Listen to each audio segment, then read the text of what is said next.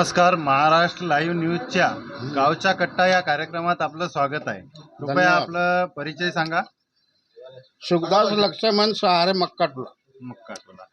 साहेब, मला सांगा, आता येणाऱ्या 2 दिवसात आपल्याकडे लोकसभेचे चुनाव आहेत आणि या लोकसभेच्या चुनावामध्ये तुमच्या मते विद्यमान खासदार जे आता आपले अशोक नेते साहेब आहेत आणि इथून नवीन कॅन्डिडेट म्हणजे काँग्रेसकडून किरसानजी आहेत, तर काय मत आहे? तुम्ही विकास कामे काय झालेली आहेत तुमच्या गावात आणि तुमच्या क्षेत्रात, तर काय बोलाल याविषयी?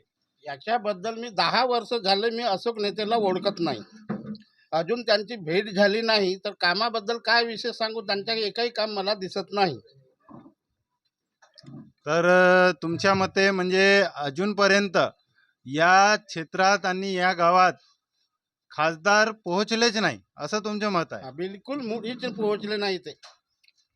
तर मला सांगा, तुमच्या क्षेत्रात कोण असा व्यक्ती आहे जो विकास कामे करू शकतो आणि तुमच्या मते केली पाहिजे? आत्ताच्या इलेक्शनात मागचे 10 वर्ष पाहून आता जे इलेक्शन 24चं चालू आहे, याच्यात नवीन जे उमेदवार आहेत ते शिकले सवरले आहेत. ते शिकले सवरले या खेड्यापाड्याचा चांगला विचार करतील, अशी आमची भूमिका आहे.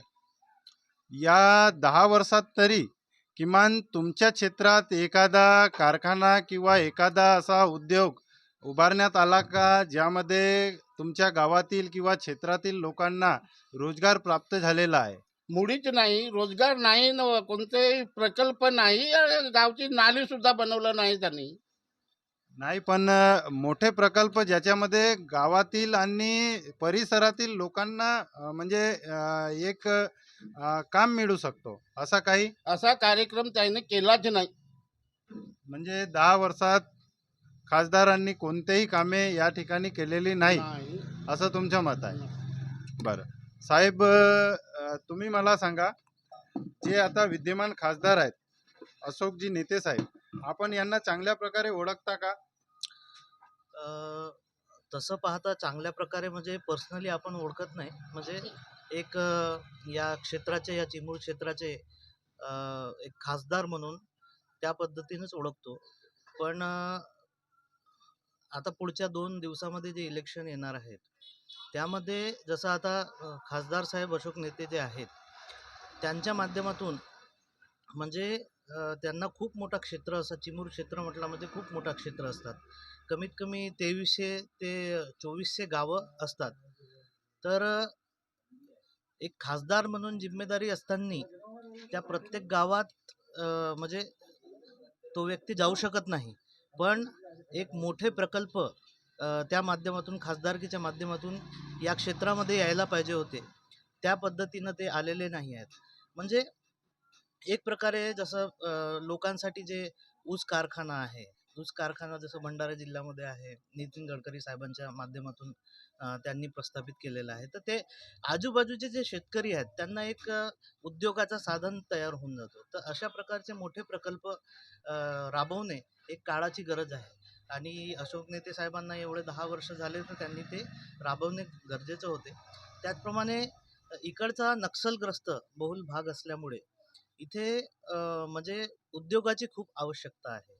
म्हणजे सुशिक्षित जे तरुण आहेत किंवा जो शेतकरी वर्ग आहे, त्यांना एक प्रकारे आपल्या क्षेत्रामध्ये एक उद्योग जर तयार झाला, निर्माण झाला, तर त्या पद्धतीनं लोकांना तो उद्योग भेटल्यामुळे इथेच काम त्यांना भेटू शकतात.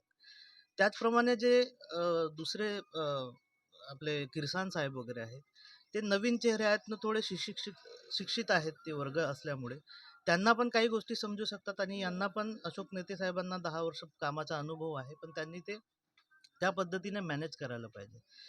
गावामध्ये शिक्षण व्यवस्थित पाहिजे आणि त्यानुसार आरोग्य, शिक्षण आणि हे गावातले छोटे मोठे जे कामं आहेत त्याच्यावर त्यांनी लक्ष द्यायला पाहिजे. हेच आम्ही अपेक्षा करतो. येणारा जो पण निवडून येणारा जो पण उमेदवार असेल त्यांच्याकडून आमची हीच गावकऱ्यांची हीच अपेक्षा असेल. बस, धन्यवाद. मग तुमचं मत काय आहे की गावातील किंवा परिसरातील लोकांनी मोदीजींना पाहून वोट केलं पाहिजे की विकासाला पाहून वोट केलं पाहिजे? नाही, कोणताही काम असं म्हणजे कोणता चेहरा पाहून काम होत नसतो. म्हणजे एक पर्टिक्युलर व्यक्तीने काम केलं पाहिजे. फॉर एक्झाम्पल जर झालं तुम्ही एक दिल्ली मॉडेल तुम्ही बघू शकता की की आम आदमी पार्टीचे जे केजरीवाल सर आहेत त्यांनी दिल्लीचा कायापालट केलेला आहे. तर तिथे ते व्यक्तिमत्व असणे गरजेचं असते किंवा चेहरा पाहून असं वोट देणं ते एक चुकीची बाब आहे. त्या प्रत्येक पार्टीमध्ये खूप सारे नेते चांगलेही असतात, खूप वाईटही असतात. आता बीजेपीचं गोष्ट करता नितीन गडकरी साहेबांचे कामं खूप छान आहेत आणि काही काही नेत्यांचे कामच नाही आहेत. तर त्या पद्धतीनं कसं होते की बाबा चेहरा पाहून आपण वोट देऊ नये. एक व्यवस्थित त्या व्यक्तीचा एक अभ्यास करून आणि एक व्यवस्थित पुढे आपल्या भविष्यासाठी किंवा आपल्या तरुण पिढीसाठी किंवा आपल्या शिक्षित वर्गासाठी, शेतकऱ्यांसाठी हे सर्व 5 वर्ष किंवा 10 वर्ष आपल्याला त्याचा काहीतरी फायदा भेटू शकेल या माध्यमातून आपण सर्वांनी वोट केलं पाहिजे. बनवा व्हिडिओ, पाठवा व्हिडिओ. आम्ही तुमच्या न्याय व हक्कासाठी लढा देऊ.